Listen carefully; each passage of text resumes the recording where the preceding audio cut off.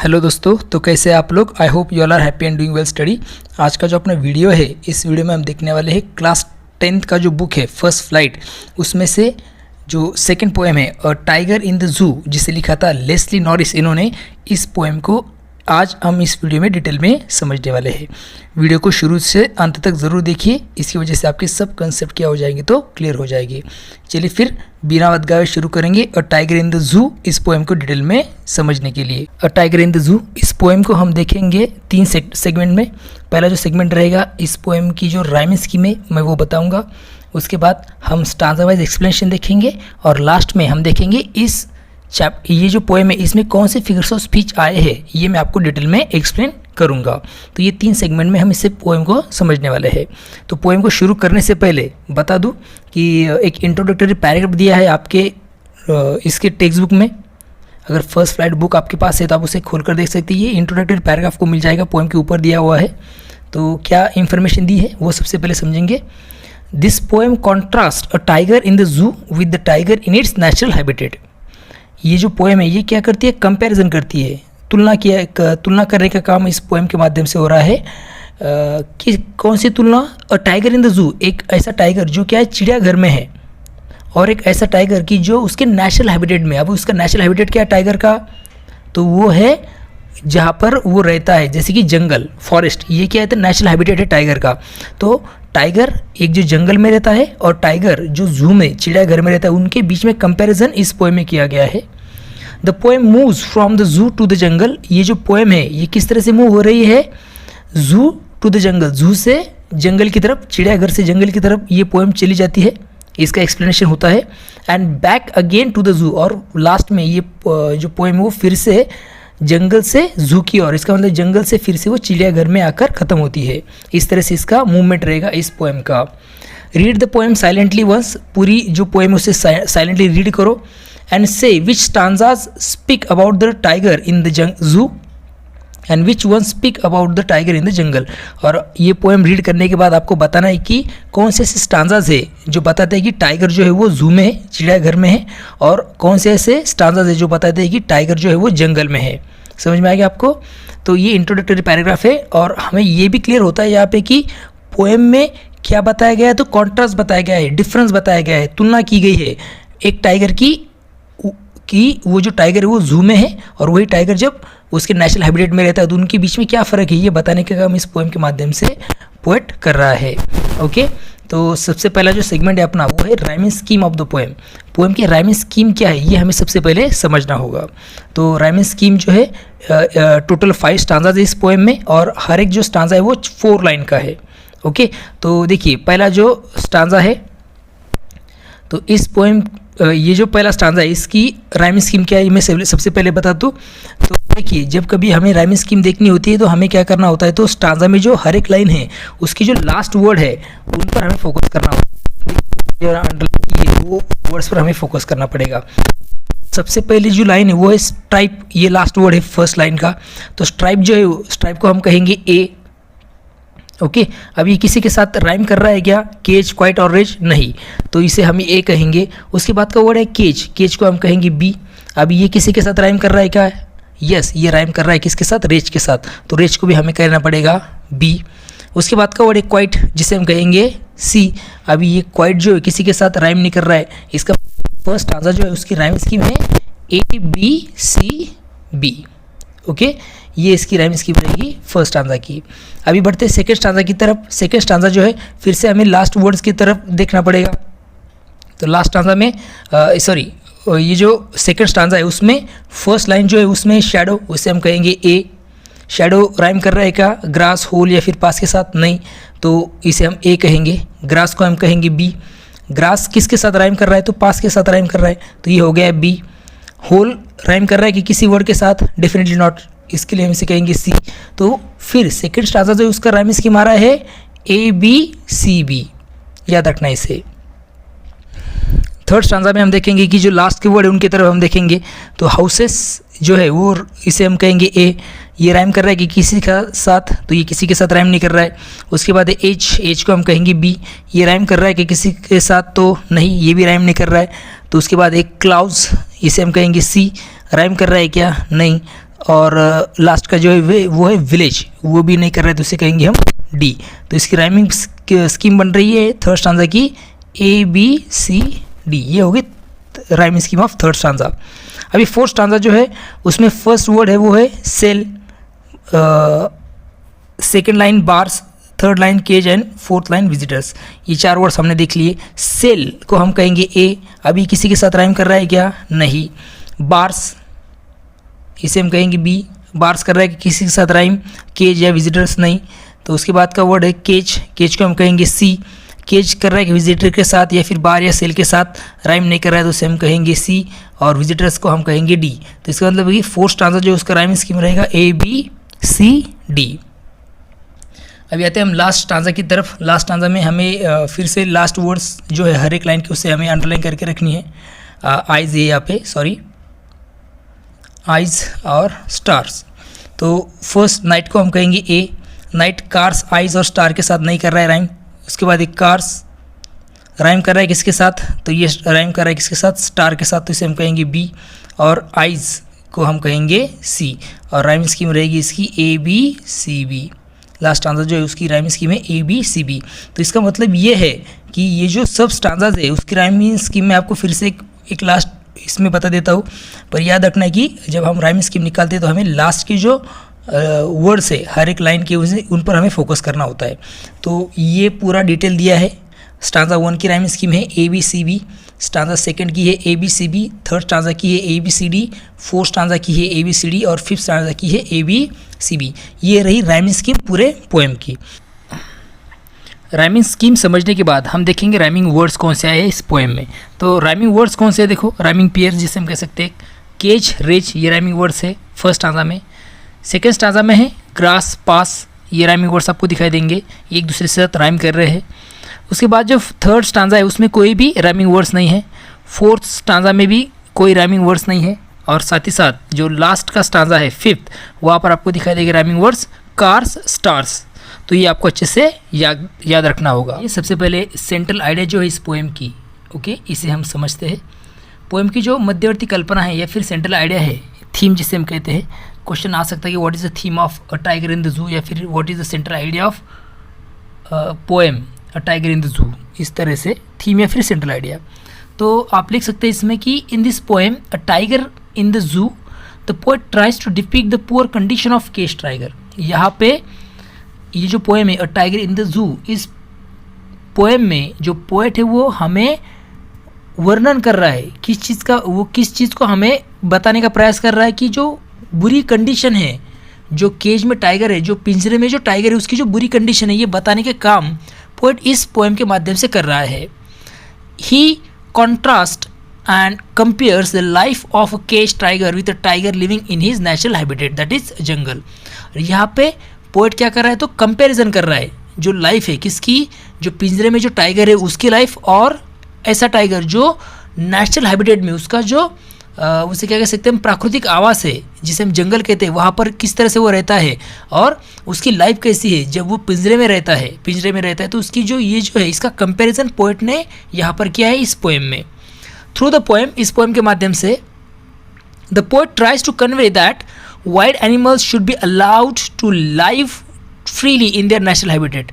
और पोएट इस पोएम के माध्यम से हमें बताना चाहता है कि जो वाइल्ड एनिमल्स है, ये जो एनिमल्स है, तो इन्हें क्या होना चाहिए? तो फ्रीली रहने की अनुमति होनी चाहिए, फिर वो फ्रीली उन्हें फ्रीली जीने देना चाहिए। कहाँ पे? तो उनके प्राकृतिक आवास में, जंगल में। Freedom is loved by all living beings not just human beings. अभी ये जो फ्रीडम है, स्वतंत्रता जिसे हम कहते हैं, ये सभी लोगों को या फिर सभी जो जिंदा चीज़ें हैं या फिर जो एनिमल्स है, इन सबको फ्रीडम प्यारा है, सबको आज़ादी चाहिए। सिर्फ ह्यूमन बीइंग को नहीं, तो सबको ही आज़ादी चाहिए होती है। ये सेंट्रल थीम रहेंगी इस पोएम की, जिसे हम कह सकते हैं आज़ादी is loved by all living beings not just human beings. Okay, तो ये रहा इसका सेंट्रल थीम। अब हम बढ़ते हैं सेकेंड सेगमेंट जो है stanza wise explanation of the poem. There are 5 stanzas in the poem. तो हम सबसे पहले फर्स्ट स्टांजा से हम शुरुआत कर रहे हैं। तो सबसे पहले मैं रीड कर रहा हूँ स्टांजा को, देखिए क्या दिया है।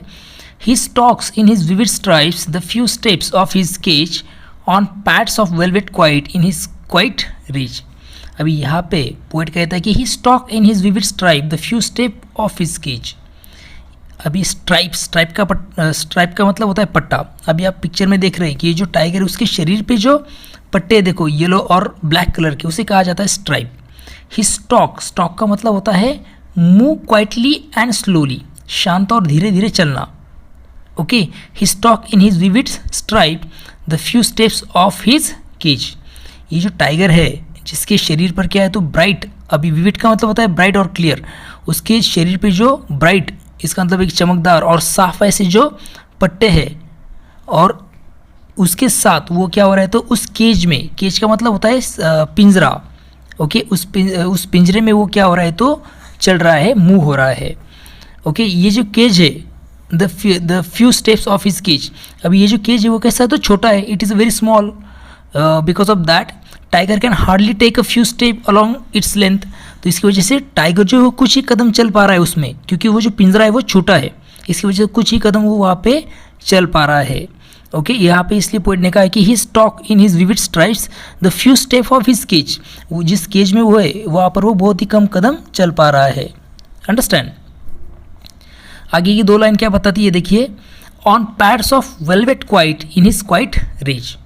पैड्स मीन्स पंजे जिसे हम कहते हैं। आप पिक्चर में देख सकते हैं कि किस तरह से पंजा दिखाया है, देखो। तो यहाँ पे जो है उसकी जो पैड्स है वो कैसे तो बहुत सॉफ्ट है, उसके जो पंजे वो बहुत सॉफ्ट है। और किस तरह से वो सॉफ्ट है तो वेलवेट क्वाइट, वेलवेट जो एक बहुत ही नाजुक ऐसी जो चीज़ है। ओके, वेलवेट की तरह वो कैसा है तो सॉफ्ट है उसके पंजे। On pads of velvet quiet in his quiet reach. Okay, इसका मतलब होता है कि उसकी जो पंजे है वो बहुत ही सॉफ्ट है, इसकी वजह से उसकी चलने की जो फुट स्टेप की जो आवाज़ है वो किसी को सुनाई नहीं देती है। ओके, और इतना बड़ा पावरफुल क्रिएचर होने के बावजूद भी वो क्या है तो इम्प्रिजन इनसाइड अ केज, क्योंकि इतना बड़ा पावरफुल ये क्रिएचर है टाइगर, इसके बावजूद भी वो कहाँ पर है तो केज में है, पिंजरे में है वो। ओके, और इस सिचुएशन की वजह से वो बहुत गुस्सा हो रहा है। ओके, बहुत ही गुस्से में है वो, क्योंकि वो इतना पावरफुल है फिर भी वो कहाँ पर है तो केज में है। मगर but he is keeping quite as he knows that he is helpless in the situation. फिर भी वो कैसा है तो शांत है, क्योंकि वो जानता है कि उसकी जो सिचुएशन है अभी वो कैसी तो हेल्पलेस है, वो कुछ नहीं कर सकता क्योंकि वो एक पिंजरे में कैद है, ये वो जानता है। इस तरह की सिचुएशन दी है। अभी वो जू में है, चिड़ियाघर में है और एक पिंजरे में है, और ये सिचुएशन ये फर्स्ट आंसर में बताई हुई है। उसकी क्या कंडीशन है जब वो जू में है या फिर किसी पिंजरे में है। तो अभी हम बढ़ते हैं सेकेंड स्टांजा। अभी ये जिसकी जो वर्ड्स है वो आपको समझ में आ गए होंगे। तो सबसे पहला जो है स्टॉक, इसका मतलब होता है move quietly and slowly. Stripe का मतलब होता है जैसे मैंने आपको बताया कि पट्टे, जो कलर के पट्टे देखो ब्लैक और येलो कलर के उसे। और पैड्स का मतलब मैंने बताया the soft part under the foot of the tiger, पंजा जिसे कहा जाता है। ओके, और रेज मीन्स एंगर। ओके, ये इसका वर्ड्स है। और आगे बढ़ते हैं आगे सेकंड स्टांजा की तरफ। चलिए आगे बढ़ते हैं सेकंड स्टांजा की तरफ। क्या दिया है सबसे पहले रीड कर रहा हूँ, साथ में समझाता हूँ। He should be lurking in shadow sliding through long grass near the water hole where plump deer pass. अभी यहाँ पे एक वर्ड है देखो, लर्किंग। लर्किंग का मतलब होता है हाइडिंग, छुपकर। शैडो मीन्स छाया जिसे हम कहते हैं। स्लाइडिंग का मतलब होता है मूविंग। ओके, धीरे धीरे चलना, शांति से चलना। ग्रास का मतलब you know that. Near the water hole, hole का मतलब यहाँ पे होता है पूल, जहाँ पे पानी होता है ज़्यादा, ऐसी जगह उसे हम कहेंगे वाटर होल। प्लम का मतलब होता है फैट। ओके, तो deer you know that is animal. Understand, जो आपको पिक्चर में दिख रहा है वो होता है डियर। तो क्या दिया है देखो, he should be lurking in shadow. अभी ये जो स्टांजा है यहाँ पर पोएट जो है वो बताता है कि जब टाइगर उसके नेचुरल हैबिटेट में होता है, उसके प्राकृतिक आवास में, जहाँ कहाँ पर जंगल में होता है, तो वो किस तरह से अपनी ज़िंदगी जीता है। पहले स्टांजा में हमने देखा कि वो कहाँ पर है तो एक केज में है, और वो किस तरह से वहाँ पर रह रहा है, किस तरह से वो सब चीज़ों को फेस कर रहा है। तो यहाँ पर सेकेंड स्टांजा में अभी ऐसा कंसिडर किया गया है कि वो जो टाइगर है वो कहाँ पर है तो जंगल में है। तो पोएट कहता है कि ही should be lurking in shadow, उसने क्या करना चाहिए तो छुपना चाहिए छाया में। Okay, sliding through long grass, और ये जो लॉन्ग ग्रास, बड़े बड़ा जो ग्रास है उस जगहों पे, उस जंगल में, तो उस ग्रास में छुपकर उसने क्या करना चाहिए, तो मूव होना चाहिए, आगे चलना चाहिए। और कहाँ पहुँचना चाहिए, नियर द वाटर होल, जहाँ पे पानी है और उस पानी के वो जो पुल है जहाँ पर बहुत सारे जानवर पानी पीने के लिए आते हैं, वहाँ पर उसने छुपकर वहाँ पर पहुँचना चाहिए और इंतज़ार करना चाहिए वेयर प्लम डियर पास, कि उसने क्यों इंतज़ार करना चाहिए, उसने क्यों वेट करना चाहिए कि कोई तो भी plump deer, plump means fat, ऐसी डियर वहाँ से पास होगी जिससे वो क्या कर सकता है, तो अटैक कर उसे मारेगा और उसे खा सकेगा, इसलिए उसने वहाँ पर वेट करना चाहिए। तो इसका मतलब है कि पोएट जो है वो क्या कहना चाहता है यहाँ पे, वो कहना चाहता है या फिर वो दिखाना चाहता है एक्चुअल लाइफ ऑफ टाइगर, जो कहाँ पर है, उसकी एक्चुअल लाइफ जंगल में है, केज में नहीं। केज में तो वो बंधा हुआ है और वो उसकी जो गुस्सा है उससे उसे काबू करके रखा है, क्योंकि वो हेल्पलेस सिचुएशन में है। मगर जब वो जंगल में रहेगा तो वो क्या कर सकता है, तो अटैक कर सकता है एनिमल्स पर, और वही उसकी क्या है, तो रियल लाइफ है, एक्चुअल लाइफ है, ऐसे हम यहाँ पर समझ सकते हैं। आगे इसके बाद हम बढ़ रहे थर्ड स्टांजा की तरफ। तो थर्ड स्टांजा में क्या बताया, देखो, he should be snarling around houses at the jungle's edge, bearing his white fangs, his claws, terrorizing the village। Okay, तो यहाँ पे फिर से अभी ये जो टाइगर है वो जंगल में ही है, और जब वो जंगल में होता है तो वो क्या करता है, उसके नेचुरल हैबिटेट में वो किस तरह से जीता है, ये हमें बताया गया है। तो ही शुड बी स्नर्लिंग, स्नर्लिंग मीन्स गरजना, गुर्राना, गरजना, बहुत जो टाइगर जो घुर्राते हैं या फिर गरजते हैं उसे हम स्नर्लिंग कहेंगे। He should be snarling around houses at the jungle edge, edge means किनारा, जो जंगल के किनारे पे बैठे बसे हुए जो घर है वहाँ पर जाकर उसने क्या करना चाहिए, तो घुर्राना चाहिए, गरजना चाहिए। ओके, बेरिंग, वहाँ पर जाके उन घरों के पास जाकर उसने क्या करना चाहिए, तो गरजना चाहिए। Baring his white fangs, his claws. Okay, baring, baring means क्या करना, तो शोइंग, दिखाना। उसने वहाँ पर जाकर लोगों को क्या दिखाना चाहिए, तो हिज वाइट फैंग। अभी फैंग्स का मतलब होता है जो बड़े बड़े दांत होते हैं, देखो पिक्चर में आप देख सकते हैं कि जो शेर है उसके जो दांत है, टाइगर के जो दांत है बड़े बड़े, उसे कहा जाता है फैंग्स। ओके, तो उसने वो दिखाने चाहिए। हिज क्लाउज, क्लाउज मीन्स पाव, ओके, जिसे हम कह सकते हैं पंजा, तो उसके जो पंजे उसने दिखाने चाहिए लोगों को, ऐसे लोग जो जिनके घर जो है वो कहाँ पर है, तो जंगल की एज पर है उन्हें। एंड टेरराइजिंग द विलेज, और जो विलेजर्स है उनको टेरराइज, उन्हें डराना चाहिए, by showing his white teeths and his claws, उसके पंजे दिखाकर वो उसने क्या करना चाहिए, तो लोगों को डराना चाहिए। ये उसकी रियल लाइफ है, किसकी, टाइगर की। जब वो जंगल में होता है तो ये सब चीज़ें वो करता है या फिर कर सकता है। अभी यह जो फोर्थ स्टांजा है वहाँ पर क्या बोल रहे हैं, देखो poet, but he is locked in a concrete cell, his strength behind bars, stalking the length of his cage, ignoring visitors. अभी यहाँ पे पोएट कह रहा है, अभी पहला जो स्टांजा है वो बताता है वो केज में है, पिंजरे में है। सेकंड और थर्ड स्टांजा बताता है कि वो क्या है, तो जंगल में, और किस तरह से वो लाइफ जीता है वहाँ पे। ओके, किस तरह से वो डेंजरस है, किस तरह से वो लोगों को टेरराइज करता है, डराता है। मगर ये जो फोर्थ स्टांजा है यहाँ पे बताया जाता है, पोएट यहाँ पे बता रहा है, ये सब घूमकर फिर से अभी जू में आ गए, और क्या बताता है पोएट की, he is locked in a concrete cell. अभी वो कहाँ पर लॉक है, तो कॉन्क्रीट सेल में लॉक है। अभी कॉन्क्रीट सेल का मतलब होता है कि ऐसा केज, ऐसा पिंजरा जो बनाया गया है किससे, तो सीमेंट और स्टोन को मिलाकर ये बनाया गया है, तो वहाँ पर वो लॉक्ड है। हिज स्ट्रेंथ बिहाइंड बार्स, और उसकी जो ताकत है, उसकी जो पावर है, जो कहाँ पर है, तो केज में होने की वजह से वो नो यूज़, उसका कोई यूज़ नहीं है। ओके, क्योंकि वो लॉक है, या फिर वो क्या है, तो बार्स के पीछे है, या फिर वो जेल की उस सलाखों के पीछे, इसकी वजह से उसकी जो स्ट्रेंथ है, उसकी जो पावर है, उसका कोई यूज़ नहीं है। Stalking the length of his cage, ignoring visitors. अभी वो उस केज में बंधा हुआ है, लॉक्ड है, इसकी वजह से वो क्या हो रहा है, तो वो जो छोटा सा जो केज है वहाँ पर वो क्या हो रहा है, तो मूव हो रहा है, ये एक जगह से दूसरी जगह पर वो जा रहा है, और पूरी तरह से उसने क्या किया है, तो विजिटर्स को इग्नोर किया हुआ है। और ये जो विजिटर्स उसे कंटिन्यूसली मिलने आते हैं, उन्हें वो क्या कर रहा है, तो वहाँ पर इग्नोर कर रहा है। एक समय था जब वो फ्री है तो वो लोगों को डराता है, by showing his fangs and claws.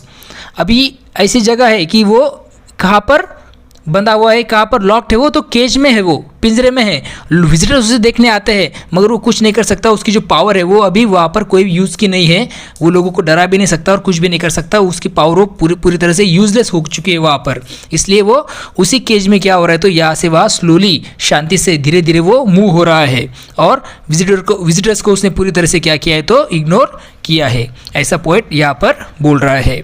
अभी आते हैं हम फिफ्थ स्टांजा की तरफ। स्टैंजा नंबर 5 क्या दिया है देखो, he hears the last voice at night the patrolling cars and stars with his brilliant eyes at the brilliant stars. अभी यहाँ पे आप देख सकते हैं कि पोएट जो है वो बताने की कोशिश कर रहा है कि रात होने के बावजूद भी ये जो टाइगर है जो केज में है वो कैसा है, तो डिस्टर्ब है, परेशान है। ओके क्या कह रहा है देखो, he hears the last voice at night the patrolling cars. Patrolling cars means ऐसी कार जो क्या करती है, तो आजू बाजू कोई सर्टन एरिया है वहाँ पर वो चेक करते हैं। पेट्रोलिंग करना मीन्स क्या, तो कोई एक पर्टिकुलर एरिया है वहाँ पर कार घूमेंगी और देखेगी कि जो सब कुछ जो है वो सेफ है कि नहीं। तो वो चिड़ियाघर है, वहाँ पे अलग अलग जानवर रहते हैं, तो वहाँ पर कार घूमेंगी और देखेंगी कि कोई एनिमल है वो कहीं बाहर तो नहीं आया है, जो एरिया है वो सेफ है कि नहीं। तो यहाँ पर वो जो टाइगर है वो क्या कर रहा है, तो वो सुन रहा है last voice at night the patrolling car, जो पेट्रोलिंग कार की आवाज़ है उसे वो सुनता है रात को। वो जो जू ऑफिशियल्स है वो कार लेकर घूम रहे होंगे और उनका आवाज़ वो सुनता है।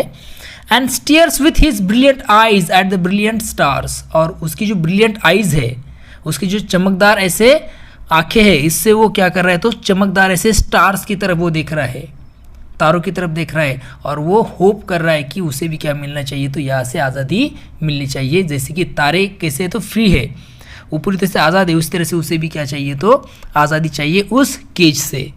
इस तरह से वो आकाश की तरफ देख रहा है और उन तारों की तरफ वो देख रहा है, उसकी चमकीली आंखों से चमकदार तारों की तरफ।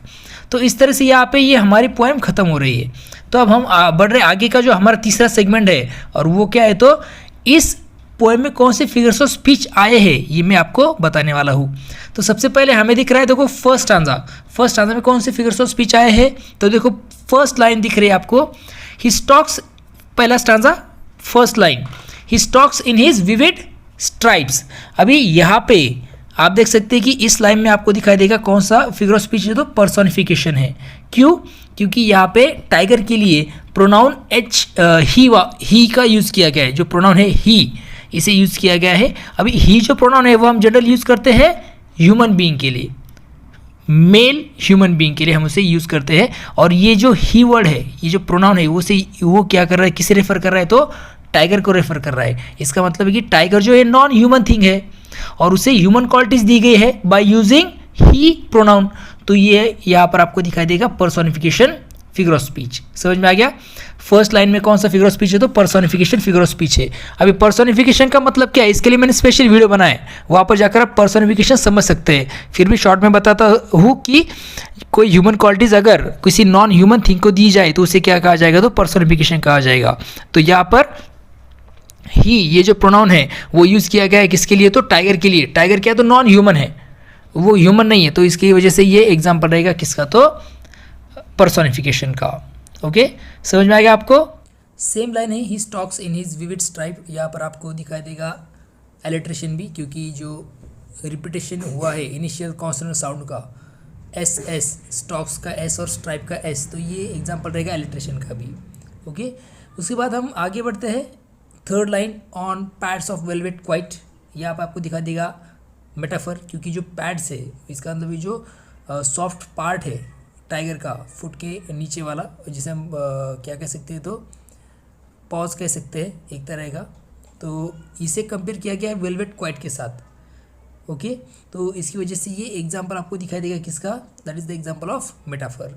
ओके, साथ ही साथ लास्ट की जो लाइन है, इन हिज क्वाइट रेज, ये जो एग्जाम्पल आपको दिखा देगा ये ऑक्सीमोरॉन का है। तो ये ऑक्सीमोरॉन क्यों है, क्योंकि जो पोएट है उसने क्या की, तो फ्रेज यूज़ की है क्वाइट रेज। ओके, क्वाइट और रेज ये जो है ये कॉन्ट्रास्टिंग मीनिंग वाले वर्ड्स है, तो ये एग्जाम्पल रहेगा ऑक्सीमोरॉन का। ओके, लास्ट वाला, इन हिज क्वाइट रेज। फिर से यहाँ पर फर्स्ट लाइन की तरफ देखिए, he stalks in his vivid stripes the few steps of his cage, यहाँ पे आपको दिखाई देगा इमेजरी आपको दिखाई देगा। इमेजरी, ये जो फिगर ऑफ स्पीच है वो आपको यहाँ पे दिखाई देगा, क्योंकि पोएट क्या कर रहा है, तो ट्राई कर रहा है एक इमेज बनाने का, टाइगर का इमेज बनाने का, by this two lines, therefore this is the example of imagery. Okay, आगे बढ़ रहे हैं हम। इसके बाद वो है he should be lurking, second stanza में, he should be lurking in shadow sliding through long grass. यहाँ पे भी इमेजरी आपको दिखाई देगा क्योंकि पोएट फिर से एक इमेज बनाने का प्रयास कर रहा है जिसके थ्रू वो दिखाना चाहता है कि टाइगर्स एक्टिविटी दिखाने के काम यहाँ पे पोएट कर रहा है, तो ये एग्जाम्पल रहेगा इमेजरी का। लास्ट लाइन है जो है वेयर प्लम डियर पास, यहाँ पे आपको दिखा देगा एलिट्रेशन, क्योंकि जो कॉन्सोनेंट साउंड है पी पी वहाँ पे रिपीट हुआ है, प्लम का पी और पास का P, therefore this is the example of alliteration. Okay, first line जो है he should be lurking in shadow, यहाँ पर आपको पर्सोनिफिकेशन भी दिखाई देगा क्योंकि जो ही वर्ड है वो क्या कर रहा है, तो किसके लिए यूज़ किया गया है, टू द टाइगर, उसे रेफर करने के लिए। So therefore this is the personification also. Third stanza की तरफ हम बढ़ रहे हैं, तो सबसे पहली जो लाइन है he should be snarly around houses, यहाँ पे आपको पर्सोनिफिकेशन दिखाई देगा क्योंकि जो ही वर्ड है, प्रोनाउन है, वो यूज ही किया गया है टाइगर को रेफर करने के लिए, therefore this is the personification. इसी लाइन में आपको और एक फिगर ऑफ स्पीच दिखाई देगा, वो है कौन सा, तो ओनोमोटोपोइया। ओनोमोटोपोइया कैसे है, तो यहाँ पे जो वर्ड है स्नर्लिंग, वो क्या कर रहा है, तो वो वर्ड जो है वो साउंड को डिनोट कर रहा है, गरजना, ये साउंड बताने वाला वर्ड है, therefore this is the onomatopoeia. Understand, तो यहाँ पे ओनोमोटोपोइया आपको दिखाई देगा।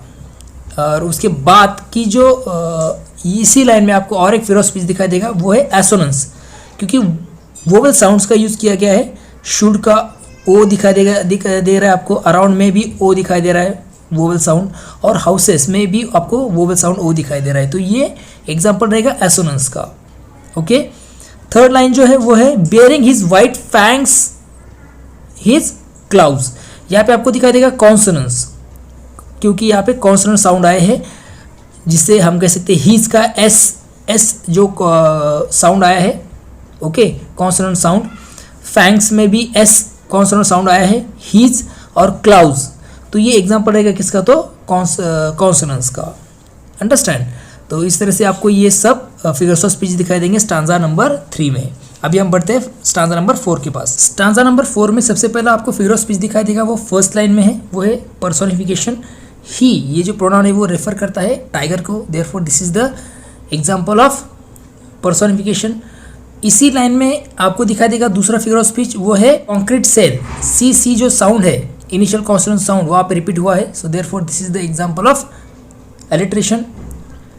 उसके बाद यहीं पर आपको एसोनेंस भी दिखाई देगा, ही का ई साउंड वोवेल साउंड, लॉक्ड का ई वोवेल साउंड, कॉन्क्रीट का ई वोवेल साउंड और सेल का ई वोवेल साउंड यहाँ पर आए, तो this is the example of assonance. Second जो लाइन है वहाँ पर आपको दिखाई देगा, सबसे पहले आपको दिखाई देगा कॉन्सोनेंस हीज, उसके बाद है स्ट्रेंथ बार्स। ओके, हीज का एस और बार्स का एस, तो ये भी आपको दिखाई देगा क्या, तो कॉन्सोनेंट साउंड, वो कॉन्सोनेंट एस साउंड वहाँ पर आया है, तो दिस इज द कॉन्सोनेंस, ये फिगर ऑफ स्पीच है। साथ ही साथ आपको बिहाइंड बार्स, इनिशियल में आपको कॉन्सोनेंट साउंड दिखाई देगा, बी वहाँ पे रिपीट हुआ है, so therefore this is the alliteration. Okay, ये फिगर ऑफ स्पीच आपको यहाँ पर दिखाई देंगे। ओके, और इसके बाद हम बढ़ रहे हैं फिफ्थ स्टांजा की तरफ, कौन से फिगर्स ऑफ स्पीच आए हैं ये अभी यहाँ पे देखेंगे। स्टांजा नंबर 5 की जो फर्स्ट लाइन है वो है he hears the last voice at night, यहाँ पर आपको दिखाई देगा एलिट्रेशन। एलिट्रेशन किस तरह से, तो ही का एच और हियर का एच, ये जो कॉन्सोनेंट साउंड से एच कॉन्सोनेंट साउंड यहाँ पे रिपीट हुआ है, therefore this is the example of alliteration. साथ ही साथ ये एग्जांपल पर्सोनिफिकेशन का है, क्योंकि ये जो प्रोनाउन है ये रेफर करता है टाइगर को, therefore this is the example of personification also.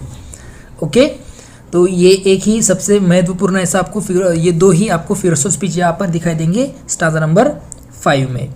अगर आपको कुछ फिगर्स ऑफ स्पीच मिलते हैं तो मुझे कमेंट सेक्शन में बताना मत भूलिएगा। आई होप आपको ये जो पोएम है ओके, ये पूरी तरह से अच्छे से आपको अंडरस्टैंड हुई है। अगर आपको कोई शंका है, अगर कोई क्वेश्चन है, तो मुझे कमेंट सेक्शन में बताना मत भूलिएगा। तो फिर मिलेंगे नए वीडियो के साथ।